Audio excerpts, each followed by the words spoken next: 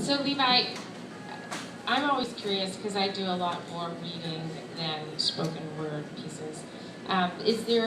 What is the difference for you, or like how do you approach it differently, writing a spoken word piece versus what you know you'll just read? There are a lot of similarities. I think the biggest difference for me is that when I'm writing on the page, every word has to mean so much, and every word has to count for so much.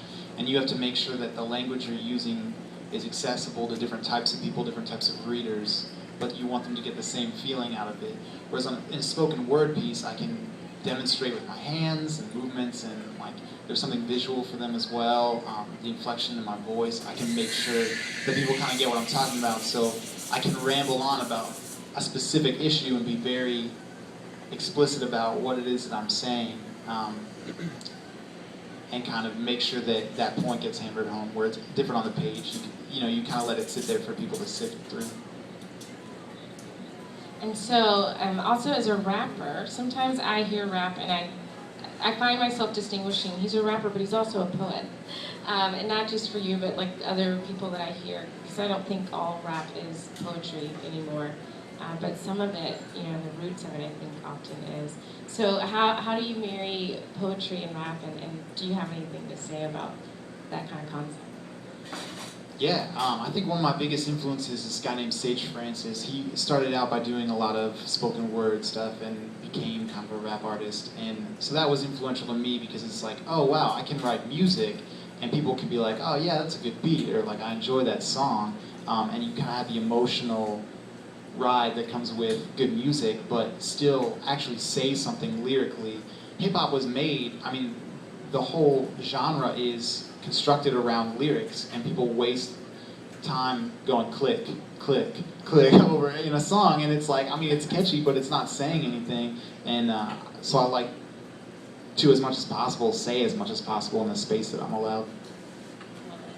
Well, I have really admired your rap and your poetry, so we're excited to hear from you next.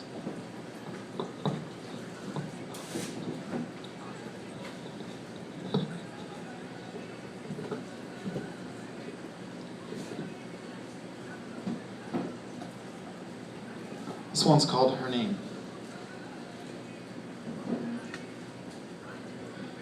Her name. It's woven in the fabric of well-crafted tradition. Bronzes in the burn of the southwest sun.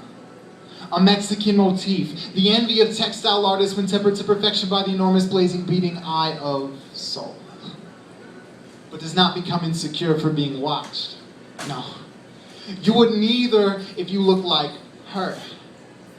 There's a number of laughable metaphors and cheesy similes I could use to spell out her physical attractiveness easily. But her figure is sculpted with such delicate violence that I apologize if I upset any pacifists. Because she intimidates, but inspires. Cliffs become beaches in her presence. Oceans pull back their waves in hopes of revealing their finest coral, while lions just lay down at her feet. But their subservient purr compared to her roar, it's not even half as sweet. And in other parts of the world, rulers hide. Cleopatra's chariots have left their master's side to join the new empress in powerful rise. And if the old one tells you otherwise, she lied. Because her perfection is electronic, her swagger Napoleonic. I'm afraid to stare into her eyes because she's already in mine, and the reciprocal semi-bit circuit board tightens against her violent twin. But I'm far from the searing force of her skin, so I just cycle mentally through her story. And the mirror on the wall that's been lying for ages to high school drama queens and their over-made-up faces smeared with fakeness. Nah.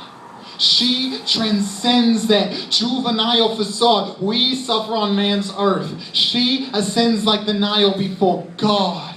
And you know what he said? It's good. And in the continent of Africa, they celebrate her in tribal costume, while Southern Asia laments that her rain dance causes earthquakes and monsoons. It's true, I have seen no creature like her. Truly. But a true name eludes me. See, I don't deserve her beauty, and still division moves me. So if I'm ever graced with her presence. Well, once I've recovered from my mind spinning, I'm gonna write a poem.